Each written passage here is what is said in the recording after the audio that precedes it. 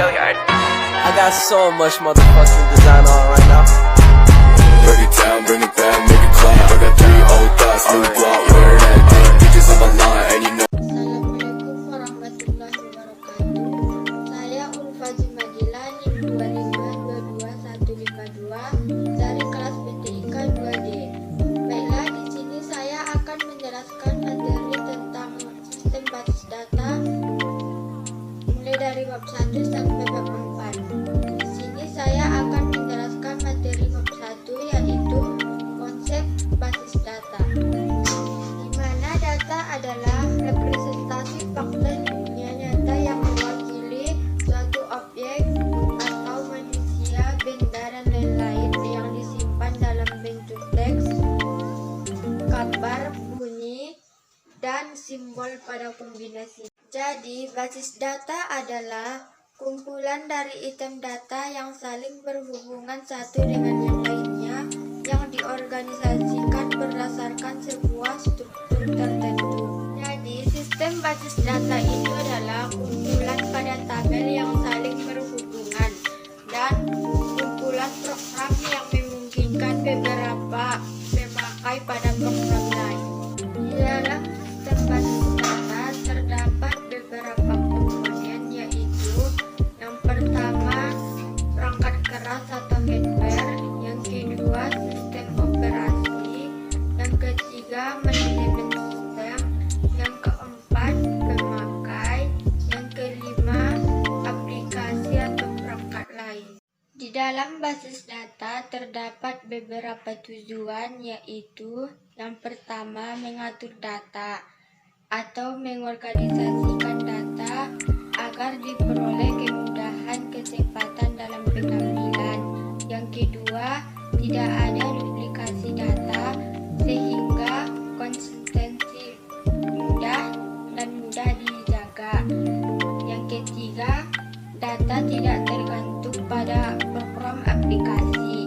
Yang keempat, data dipakai secara bersama oleh beberapa pemakai. Yang kelima, menyediakan struktur informasi yang alami dan mudah dipahami.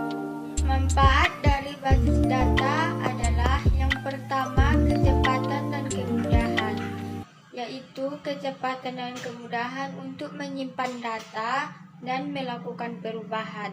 Yang kedua, efisien dalam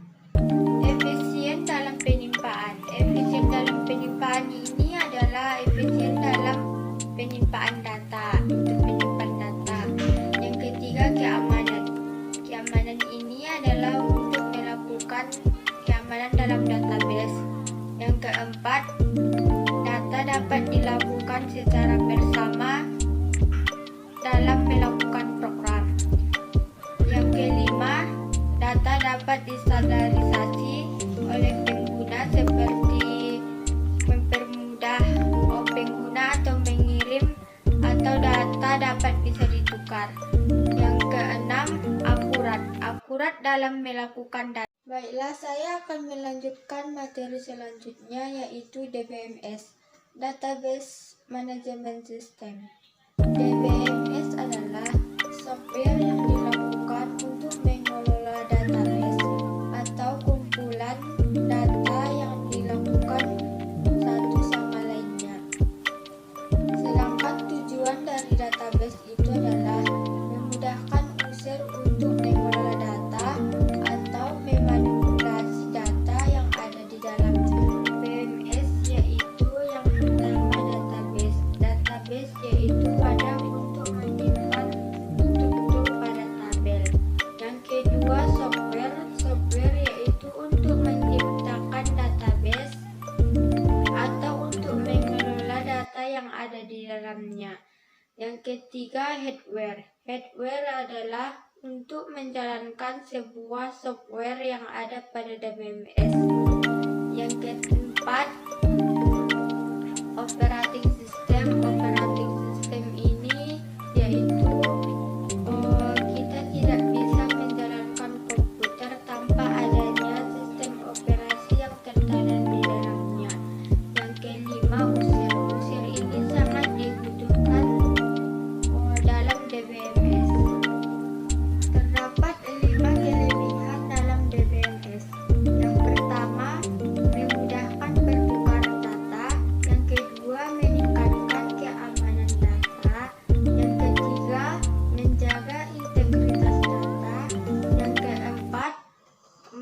mencegah kerusakan data. Yang kelima, memudahkan pengambilan dalam keputusan. Sedangkan kelemahan dari DBMS yaitu yang pertama, menambah beban biaya. Yang kedua, menyebabkan kerumitan pada data. Yang ketiga, mengakibatkan kelemahan pada DBMS. Satu ini dapat kita simpulkan bahwa basis data dan DBMS itu sangatlah berbeda, di mana basis data adalah data atau rekod, sedangkan DBMS adalah aplikasi untuk mengolah data. Baiklah, saya akan melanjutkan bab yang kedua tentang basis data relasional. Basis data relasional adalah suatu cara untuk mengelola data secara fisik ke dalam memori. Jadi, basis data relasional ini menggunakan tabel dua dimensi yang terdiri dari baris dan kolom. Keunggulan basis data yaitu yang pertama, bentuknya sederhana, yang kedua, mudah untuk melakukan berbagai operasi data. Manfaat dari basis data relasional adalah yaitu membuat pengumpulan data menjadi lebih efisien dan tabel data dapat dikategorikan sangat berbeda. Bahasa dalam basis data relasional terdiri dari dua, yaitu bahasa formal. Bahasa formal yaitu bahasa yang diterjemahkan menggunakan simbol-simbol sistematis seperti kalkulus relasional dan aljabar relasional. Yang kedua, bahasa komersial. Bahasa yang dirancang sendiri oleh programmer menjadi suatu program aplikasi. Baiklah, materi selanjutnya, normalisasi. Normalisasi adalah suatu proses memperbaiki atau membangun dengan model data relasional secara umum. Proses normalisasi adalah proses pengelompokan data yang elemen menjadi tabel-tabel yang menunjukkan relasinya. Ada beberapa tujuan normalisasi, yaitu yang pertama, untuk menghilangkan kelengkapan data. Yang kedua, untuk mengurangi kompleksitas. Yang ketiga, untuk mempermudah pengverifikasian data.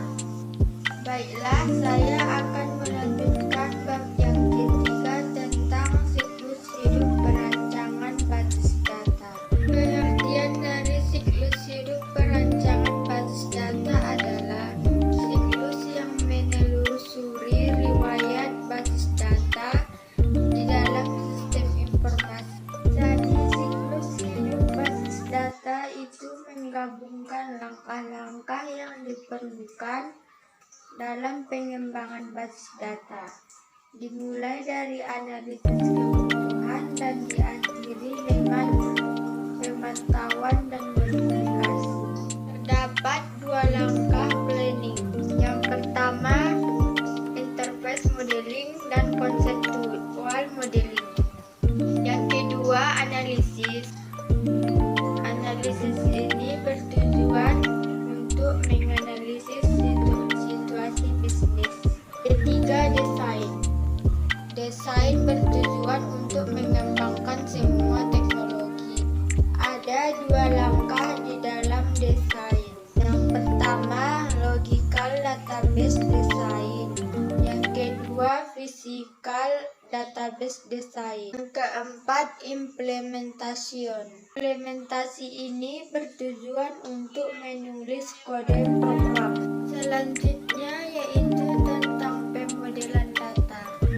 Model merupakan rencana representasi atau deskripsi yang menjelaskan suatu objek, sistem atau konsep. Sedangkan data adalah sekumpulan fakta yang berkumpulan dengan angka. Sedangkan data adalah sekumpulan fakta yang berkumpulan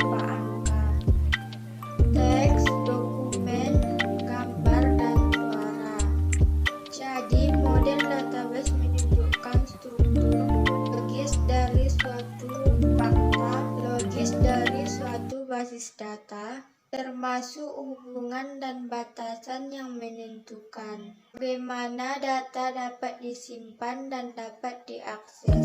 Tiga metode jenis data. Yang pertama, model data berbasis objek. Model data berbasis ini menggunakan objek entitas. Data berbasis objek ini menggunakan entitas, atribut dan hubungan antar entitas. Yang kedua, model data berbasis rekod. Berdasarkan pada rekod untuk menjelaskan beberapa pada user atau pengguna. Ketiga, model data fisik untuk menguraikan data pada internal atau menjelaskan kepada user tentang bagaimana data disimpan. Jadi, model data ini berfokus pada data, apa yang diperlukan dan bagaimana data itu diorganisasikan. Model data bertindak sebagai jembatan antara konsep atau komunikasi yang menyusun yang nyata dengan proses serta tampilan fisik dari konsep dalam basis data.